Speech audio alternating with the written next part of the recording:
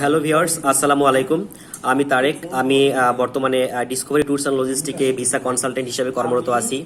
আপনারা জানেন Discovery Tours and Logistic is one of the most leading company in Bangladesh. তো viewers, আমি আজকে একটা ইন্টারেস্টিং বিষয় নিয়ে কথা বলবো। এটা খুবই একটি ক্রিটিক্যাল কেস। সেখানে হচ্ছে আমি গত 16 জানুয়ারি 2024 সালে 4টা ফাইল আমি সাবমিট করি। একটা হচ্ছে জাহানারা আক্তার, রায়ান আলম রুহান, তাসনিয়া আলম আভা এবং হচ্ছে তাহিদুল আলম।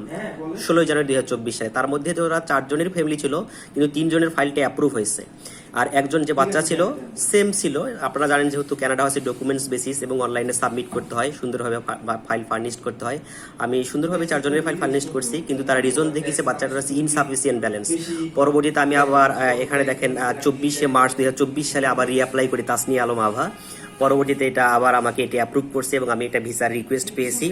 তো ভিউয়ার্স, আপনারা জানেন যে যেহেতু কানাডা অনলাইন বেসিস, আপনার ডকুমেন্টস কীরকম হবে প্রফেশন অনুযায়ী তা জানার জন্য অবশ্যই আমাদের সঙ্গে আপনারা যোগাযোগ করতে পারেন।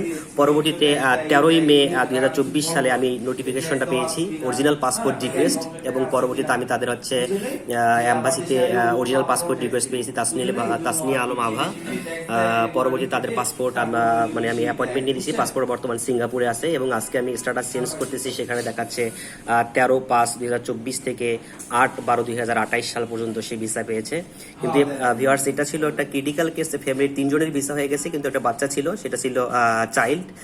পরবর্তীতে রিঅ্যাপ্লাই করার পরে তার আমি ভিসা পেয়েছি। তো এরকম আমার অনেকগুলো কেস ছিল, কিন্তু এরকম ফ্যামিলির কেস এরকম কখনো আমার হয় নাই যে একজনের ভিসা রিফিউজ করছে।